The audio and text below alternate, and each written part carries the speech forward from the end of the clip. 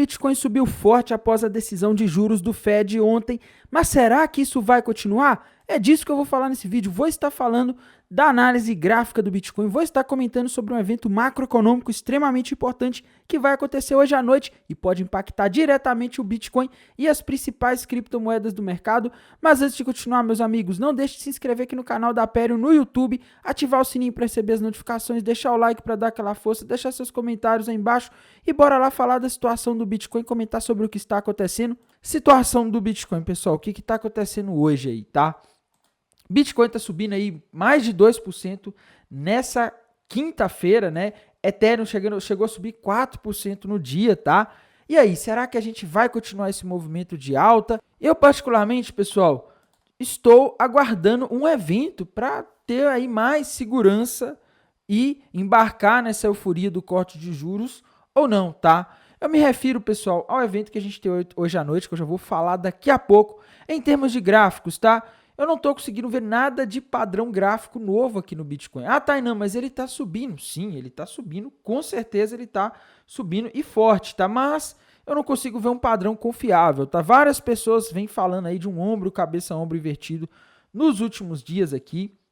Né, a gente poderia aqui considerar, se a gente fizer uma projeção desse ombro, cabeça, ombro invertido maior aí, que o pessoal está desenhando hoje, a gente teria alvo para o Bitcoin lá nos 68 mil, 69 mil dólares, que eu não acho impossível não, tá? Não acho possível, eu acho bem possível, inclusive o Bitcoin ir lá naquela região. Eu só tenho uma preocupação aqui agora, pessoal. Primeiro, tá, o Bitcoin ele não está subindo por causa de eventos próprios, não é como quando você tinha um ETF de Bitcoin, o halving, sei lá, qualquer outra coisa. Ele está subindo acompanhando o mercado americano e o mercado americano ele está seguindo aí outros eventos próprios, tá? Em termos aqui de gráficos, eu vejo, por exemplo, que o Bitcoin chegou em uma região complicada agora, tá? A região aqui dos 64, 65, 63 mil dólares é uma região que historicamente ele tem tido aí uma certa dificuldade, tanto de passar para cair quanto de passar para subir, tá? A gente vê aqui que as últimas vezes em que o Bitcoin bateu aqui nessa região dos 64, né, 64, entre 63 e 65 mil dólares, a gente vê que ele teve bastante dificuldade de continuar, tá? Às vezes é que ele subiu, ele não passou, às vezes é que ele caiu também, ele não passou abaixo, tá? Agora, às vezes em que ele bateu aqui novamente, ele não tem conseguido aí passar acima, tá? Então, será que ele vai conseguir passar? O gráfico aqui, se a gente considerar esse ombro, cabeça, ombro invertido que o pessoal tá falando aí, poderia até ser, tá? Mas eu não sei, o volume de negociação dessa figura tá confirmando um ombro, cabeça, ombro invertido? Eu tenho minhas dúvidas, tá? Então, ele está numa região de resistência. Eu acho que interessante agora, galera, é olhar para o que está acontecendo com o mercado americano. O mercado americano também subiu hoje, isso deu suporte aí para o mercado de criptomoedas. E na minha visão, o motivo da subida do mercado americano hoje foi justamente o corte de juros do Fed ontem, tá? O Fed fez um corte de juros bastante agressivo lá nos Estados Unidos. Isso é bom para o Bitcoin, para as criptomoedas, porque quando o Fed corta juros, geralmente é um sinal de que ele está estimulando e pretende estimular ainda mais a economia, o que acaba batendo nos mercados, tá? Ainda mais quando ele dá projeções de cortes de juros agressivos daqui para frente. Só que tem um probleminha, meus amigos. Os Estados Unidos não são uma bolha isolada do mundo e muito do dinheiro que causou a subida das bolsas americanas ali entre 2023 e 2024, ele saiu de um país, de vários países, na verdade, mas muito desse dinheiro veio de um país que no caso é o Japão. E hoje, meus amigos, às 8h30 da noite a gente vai ter a divulgação da inflação do Japão, o famoso CPI, Índice de Preço ao Consumidor do Japão. A expectativa do mercado e também provavelmente do Banco Central japonês é que ela permaneça em 2,8%, que ela suba, faça uma subida ali de 2,7% em que ela está agora para 2,8%, tá? Se acontecer isso e ela vier igual a 2,8%, legal, porque aí o mercado ele não vai ficar com medo de o Banco Central japonês subir juros além do que está sendo esperado nas próximas reuniões. Agora, se acontecer dessa inflação vir, por exemplo, 2,9%, Tainan, mas de 2,8 para 2,9 é muita coisa? Para o Japão tá? O Japão, historicamente, é um país que tem inflação muito baixa. Se vier aqui, por exemplo, 2,9, podem esperar um sustinho do mercado, principalmente ali no overnight, tá? Vai ser o horário em que as bolsas japonesas vão estar começando a funcionar ali e se elas subiram bastante ontem, né? E geralmente no mercado de noite, aí, o overnight ele é guiado principalmente pelo mercado asiático, a bolsa japonesa é uma das que tem o maior peso, tá? Então o mercado vai estar de olho nisso aqui hoje de noite. Lembrando que o que causou, uma das coisas que causou aquela queda no mercado de criptomoedas no final de julho, início de agosto, foi justamente esse tema aqui do carry trading, tá? Da inflação no Japão está aí elevada e do Banco Central japonês ter subido os juros, tá? A gente também vai ter ali por volta das meia-noite, né? A gente vai ter o Banco Central japonês. Aliás, não vai ser meia-noite, tá, gente? Me diz, é meia-noite, tá? Meia-noite ele vai anunciar a nova taxa de juros, tá? E às 3h30 da manhã ele vai dar coletiva de imprensa, tá? Essa taxa de juros hoje, por que eu acho que essa decisão de taxa de juros no Japão hoje não é tão importante? Porque ele já, a expectativa do mercado é 0,25, tá? E assim como o Banco Central dos Estados Unidos, o Banco Central do Japão, ele não é de ficar surpreendendo o mercado, dando susto, não, tá? Então a expectativa é 0,25, mais provável é que ele mantenha 0,25. O que acontece hoje é que existe uma expectativa de que nas próximas reuniões o Banco Central do Japão pode elevar mais os juros. Ainda esse ano eles devem elevar mais uma vez, tá? Não vai ser hoje, mas vai ter mais uma. E o mercado provavelmente vai estar ansioso para saber quanto, tá? E se esse dado de inflação de hoje vier acima do esperado, o mercado pode começar a precificar mais subidas de juros, ou talvez uma subida mais forte na próxima vez que ele for subir, tá? E lembre-se, o mercado, ele reage a expectativas, tá? Então ele quer saber o que vai acontecer, ele não quer saber do que já aconteceu, tá? Então por isso que o mercado fica ansioso, por exemplo, se ele vê um sinal de que o Japão pode subir mais os juros do que ele está esperando, porque a gente tem o Fed cortando os juros de forma agressiva, né? Uma das coisas que atrapalha aí a dinâmica da moeda japonesa contra o dólar é a taxa de juros dos Estados Unidos e a taxa de juros do Japão, ou seja, o diferencial de juros. Se o Fed abaixa os juros, ele está diminuindo esse diferencial de juros.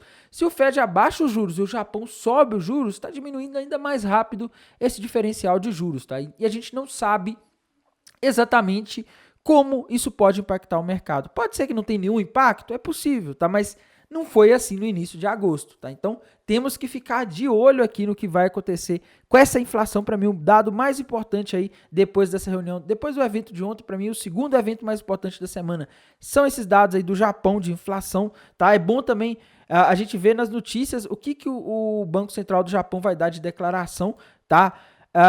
Infelizmente, pessoal, não tem como acompanhar a reunião do Banco Central do Japão, não só pelo horário, como também porque é em japonês, né? É praticamente impossível. Em inglês até vai, se fosse espanhol também dá para entender, mas, pô, japonês aí já é complicado, né? Aí teria que ter uma tradução, né? Não é uma coisa muito fácil, não, tá? Então, não dá para saber aí. Até porque também a gente não está muito por dentro do contexto do Banco Central japonês, tá? Não dá para saber aí o que eles vão falar, a gente vai ter que ver através das notícias, tá? Que vão chegar para a gente através dos portais de notícia da internet. Então, essa é a situação, tá? Eu acho que esse evento de hoje é delicado. Tainan, você acha que é mais provável a inflação do Japão vir dentro do esperado ou acima? Pessoal, sinceramente, tá? Eu não tô muito por dentro da economia japonesa, não sei o que está acontecendo por lá. Normalmente, na maioria das vezes, essas projeções de inflação acertam, né? Se vier 2,9 pode ser dramático, tá? Então, fiquem de olho nisso. Eu penso que se a inflação do Japão vier dentro da expectativa hoje à noite, eu acho que segue a festa, o mercado vai ficar mais tranquilo aí para seguir esse movimento dos últimos dias aí de euforia com os cortes de juros dos Estados Unidos, tá? Então, esse é o cenário que eu estou vendo. Em termos de análise de sentimento, pessoal, tivemos a galera abrindo posições apostando que o Bitcoin iria cair hoje, tá? A gente vê aqui que o long short ratio tem caído aí ao longo do dia, né? Caído e ficou negativo, tá? A gente tem mais pessoas na Binance Futures apostando que o mercado vai cair do que ele vai subir, tá? E geralmente isso é um prato cheio para as baleias aí jogarem o mercado para cima, né? Geralmente as baleias vão fazer o mercado ir contra a maioria, tá? Para tomar o dinheiro dela por meio das liquidações. As baleias gostam de pegar principalmente os alavancados, tá? Então as baleias estão de olho aqui para ver o que o governo dos Estados Unidos vai fazer, tá? E, meus queridos, essa subida aqui de hoje, na minha visão, ela está muito correlacionada com isso também, tá? Você tem ali o mercado americano subindo e dando suporte, ao mesmo tempo você tem no mercado de criptomoedas a galera abrindo posições shorts aí, apostando que o mercado vai cair, tá? Então, esse é o cenário que a gente tem. Isso daqui, pessoal, a gente precisa ver esse indicador, que ele muda de uma hora para outra, tá? Ele não é como o mapa de calor de liquidação que a gente mostra aqui. Então, por enquanto aqui, ele estaria bullish, né? Mas isso aqui pode mudar de uma hora para outra, dependendo do que as pessoas começam a achar, tá? E a gente também não pode deixar de ver o mapa de calor de liquidação, Liquidation Rate Map. O Bitcoin liquidou ali, o pessoal que estava apostando que ele iria cair, tinha liquidação na região dos 62 mil dólares, as baleias já tomaram o dinheiro desse pessoal, agora está surgindo liquidez ali nos 64 mil, é a liquidez mais próxima que a gente tem, e essa liquidez aí é de pessoas que estão alavancando, apostando que o Bitcoin vai cair, tá? Elas vão acertar ou vão errar? Eu não sei, eu só sei que o Bitcoin está no 63, tá muito perto aqui, qualquer a coisinha aqui que ele subir aí, $1.000 que ele subir, ele já toma o dinheiro dessa galera. Também tá surgindo bastante liquidez lá nos 66 mil dólares, tá? Então tem que ter bastante atenção aí, porque o pessoal tá apostando na queda, e geralmente quando o pessoal aposta na queda, é um desastre para quem tá apostando na queda. Então o pessoal tá muito pesado apostando na queda. Aqui abaixo, pessoal, a gente tem a situação seguinte, tá? A gente tem a gente tem bastante liquidez ali naquela região ainda dos 57.300, só que eu tenho minhas dúvidas, tá? Essa liquidez aqui na região dos 57.300 já está se formando desde que o Bitcoin estava nos 60, 59, 58, tá? Então será que a gente tem toda essa liquidez aqui de pessoas apostando na alta ainda?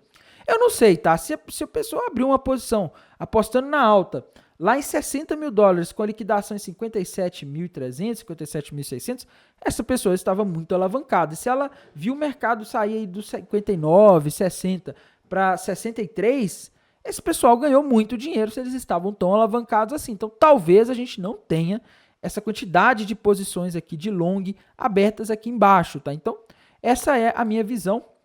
Eu acredito que a gente tem uma situação onde a gente tem aí um risco maior, na minha visão, do mercado e aqui acima, pelo menos 64, tomar a liquidez desse pessoal, tá? Mas isso aqui, pessoal, considerando só o high block, tá? E o TRDR também, que tá mostrando que a gente tem mais pessoas apostando na queda, tá? Não estou considerando a análise dos eventos macros, não estou considerando o gráfico, e eu acho que o que vai pesar agora é o macro, tá? Se vier tudo bem na inflação do Japão, segue a festa, o mercado deve continuar. Se der alguma coisa ruim ali, vier a inflação acima do esperado, aí a coisa complica, tá?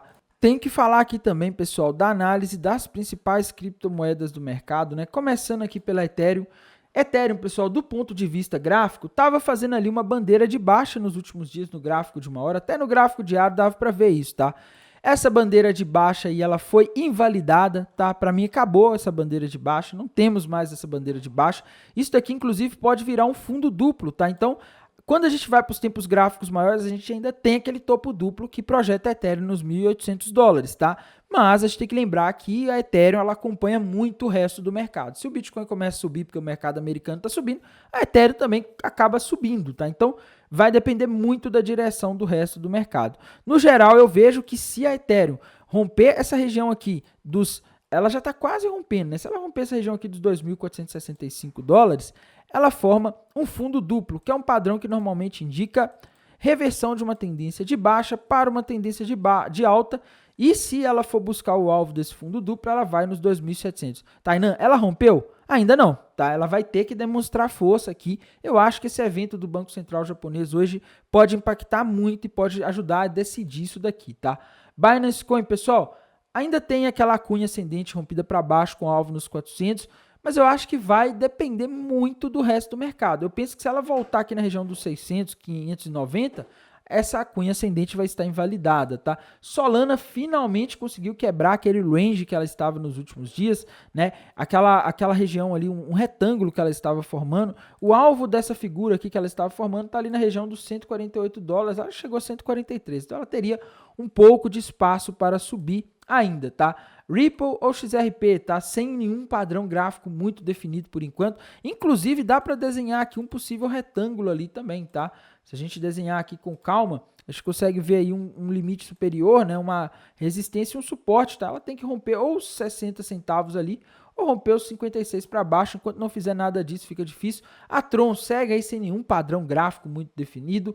A TON também não tem um padrão gráfico muito definido. Tá? A da Cardano subindo também, formou um fundo duplo ali com alvo na região dos 35 centavos, já chegou perto desse alvo, tá? Então não vale a pena abrir uma posição agora. AVE, pessoal, $150, tá? A AVE aí tá perto das máximas dos últimos dias em região de resistência. Eu penso que se ela conseguir romper isso daqui, ela deve voar, tá? Mas eu acho que vai depender muito do rei, o Bitcoin, que normalmente dita as regras do resto do mercado. E o Bitcoin, por sua vez, acompanha muito o mercado americano, tá? Além disso, pessoal, outra moeda aí que sempre me pedem para falar dela aqui é a Monero, tá? Monero, pessoal, aparentemente está tentando romper aquele possível triângulo ascendente para cima, tá? Vai depender da força que ela vai ter, né? Hoje ela está subindo aí 3,6%, ela não está numa subida tão forte aí comparado com a média do mercado, tá? Mas se ela conseguir romper esse triângulo ascendente aí para cima, ela teria alvo lá na região dos 229, tá? Agora está 177. Vai depender do que vai acontecer hoje à noite, tá? Não adianta a gente querer antecipar aí, porque é igual a reunião do Fed ontem, né? Quem tentou antecipar ali, por exemplo, vou shortar porque vai cair, eu mesmo. Só que no caso eu abri uma posição na segunda-feira e fiquei preso na posição, preso no sentido que eu tava lá com o stop e tal, fiquei sem saber se fechava, se não fechava, e acabou que eu fui posicionado para a reunião do Fed, tá? Eu vacilei bastante nesse mês de setembro, mas as coisas seguem estáveis aí, tá? Acredito que o mercado precisa agora, a gente precisa agora que o mercado dê um sinal de direção, né? Eu acho que esse evento aí do Japão, ele pode nos ajudar a ter uma noção mais clara aí de para onde vai o mercado nos próximos dias. No mais, pessoal, desejo a todos aí uma excelente noite de quinta-feira, um bom descanso e bons negócios. Até mais, tchau!